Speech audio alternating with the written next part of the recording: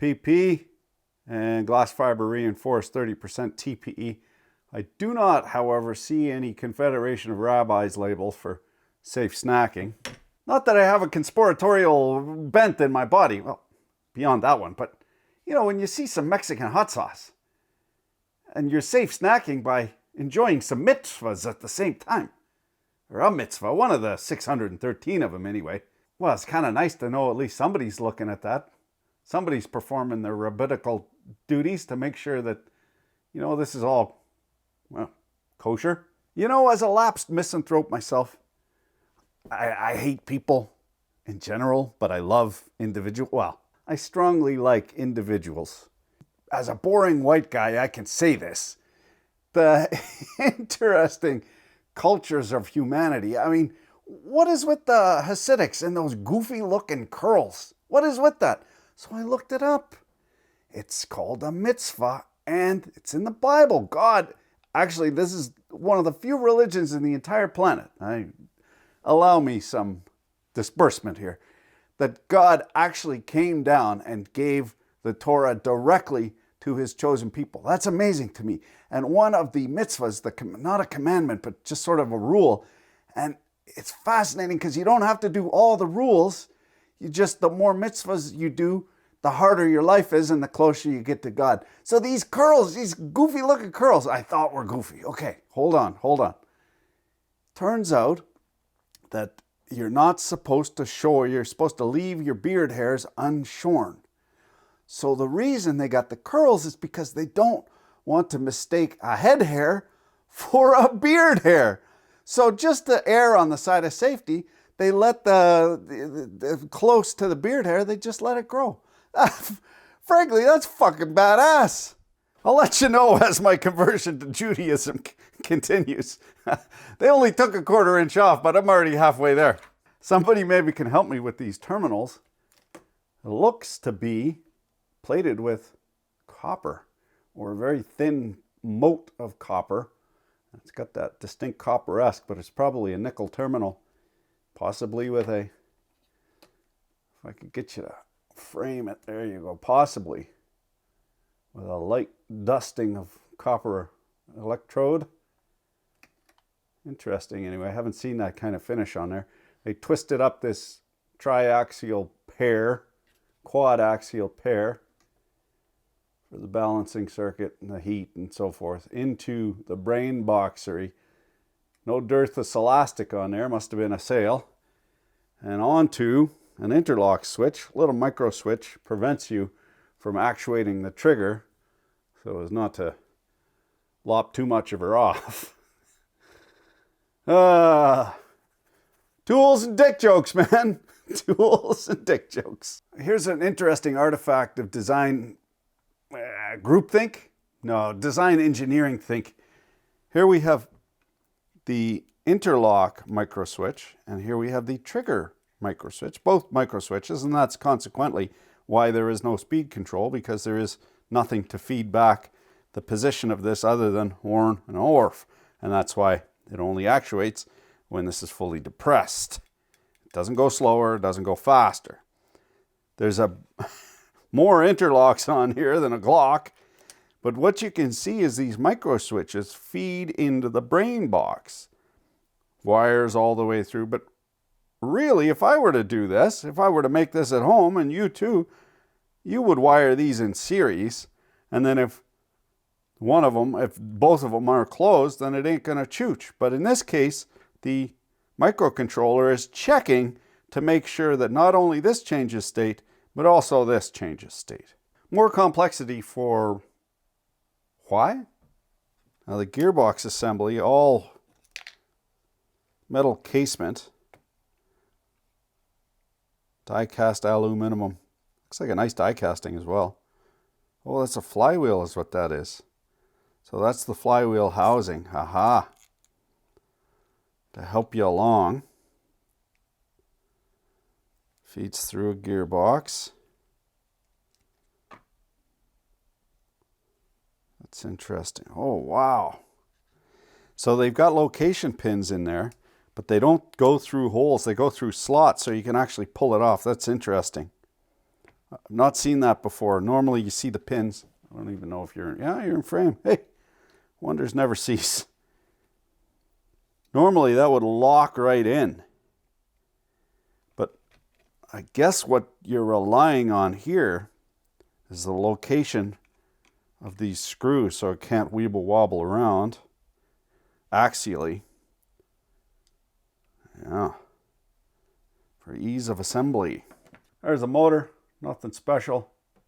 Brushed DC motor, flat bladed impellers, steel, some sort of steel magnetic flux ring around the perimeter.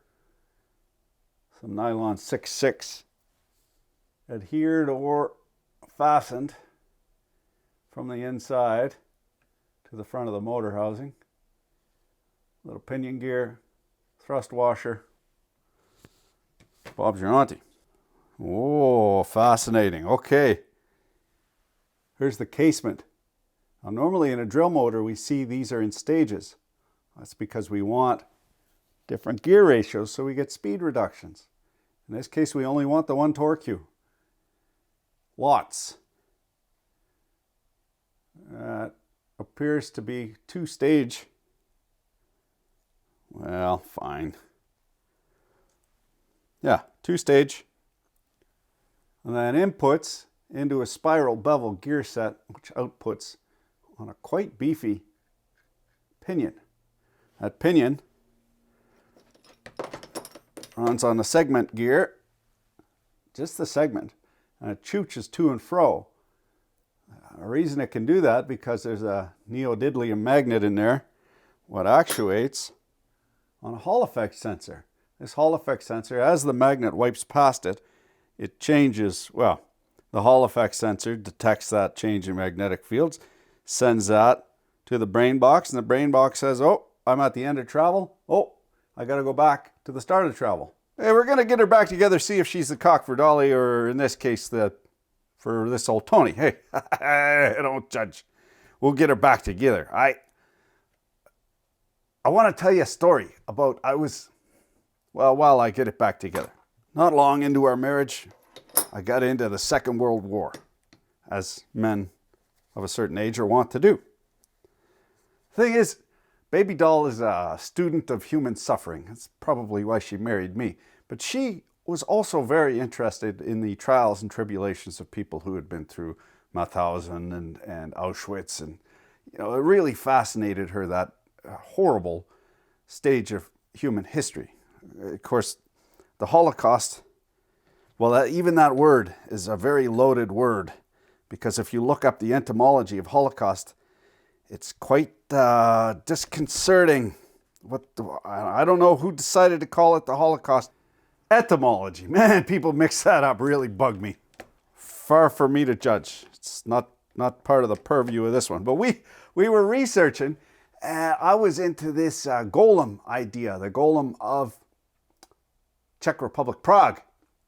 So we had gone to the Jewish cemetery in Prague, and it's a UNESCO site. It's amazing.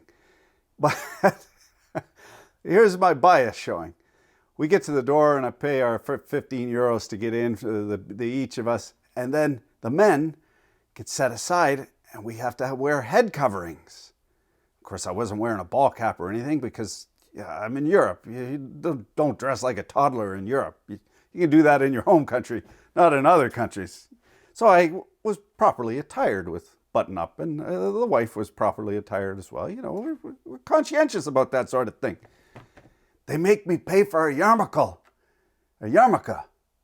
a blue, chintzy, crappy yarmulke, printed, emblazoned with the Jewish Museum and all that sort of stuff on there.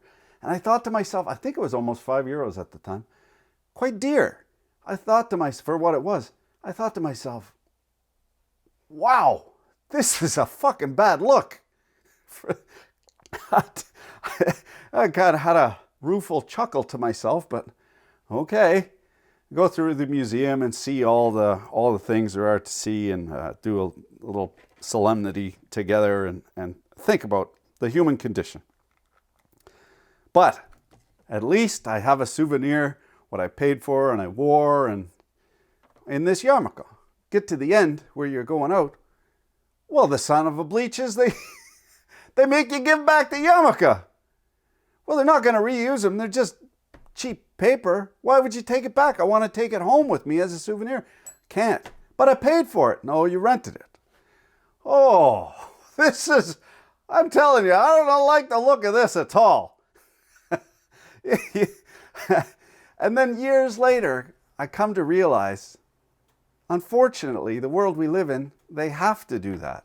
Because if it's not dear, then it gets disrespected and it gets thrown around. So then they're cleaning up the thing. But then if they don't take it back at the end of the shift, if they don't take it back at the end of the tour, then they're going to end up all over town laying in the streets. And that is not acceptable. So now I understand that a little thoughtfulness goes a long way, I guess. Look at this. I can't get her back together. Look at that planet gear. Weeble wobbling on that pin. I think that's the wrong gear. What the... Have you ever seen an unmatched set of planet gears? Is that some sort of newfangled technology with the built-in Weeble wobbles, or is that... I think, as the French say, that's the fucké. Look at that. A clou. Not many of those around here, but... See the mark? That round mark on the thrust bearing? Where only the one planet gear has been touching? That is not right. What the bloody hell? That was an owl joke. If you know, you know. The pinion's the wrong way. It's the wrong gear. Since we've already desecrated the Prime Directive, talking about Judaism on YouTube. No. Using it, taking it, something. We're going to try it. It's an interesting mechanism, so I want to see what it looks.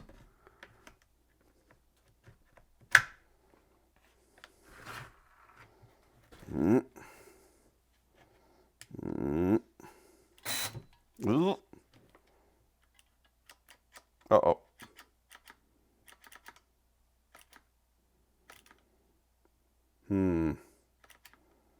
Now it's good I tested it because it has to be timed apparently.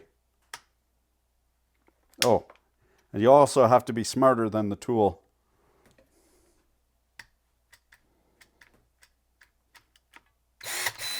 There we go. So it auto times.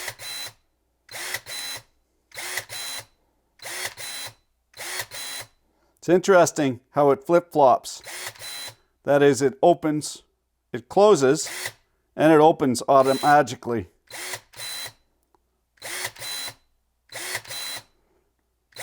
I wonder if that's dangerous or safe. That it's doing something you're not commanded. Interesting. I would think that they would have had to study that quite closely as to whether or not it should open and close, or just close and then open on a different actuation. You know, have a toggle trigger. Because in this embodiment, it's doing an automatic function. I think you're pretty safe. You get your dingus caught on this side of it anyway. Back together, we'll give her a test. Oh. Fact. Once again, for the second time, we're going to test the root. Ain't got no sticks. What do you think, they grow on trees? I do have the free stirring sticks, which you get from the Homeless Despot. They're free because you buy a cart full of crap on your corporate account. Don't pay for 6 months. Don't mind if I don't. 1, 2, 3, 4. Holy fuck! Learning close. Careful, real listenly. If you squint your eyes hard enough, you can't see anything at all. Holy Jesus! This thing's a bloody terror. I thought that was the dead one.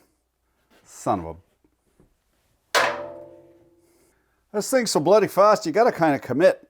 Ugh. Ugh.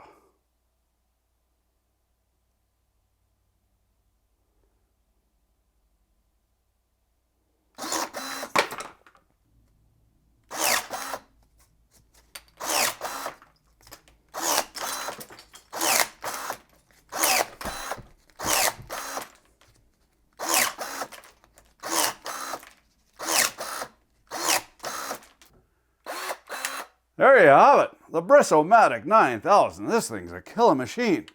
Unfortunately for the fellow what put this together with the wrong gear. Well, his kidneys will go to a good home, I'm sure. Thanks for watching. Keep your dick out of this thing.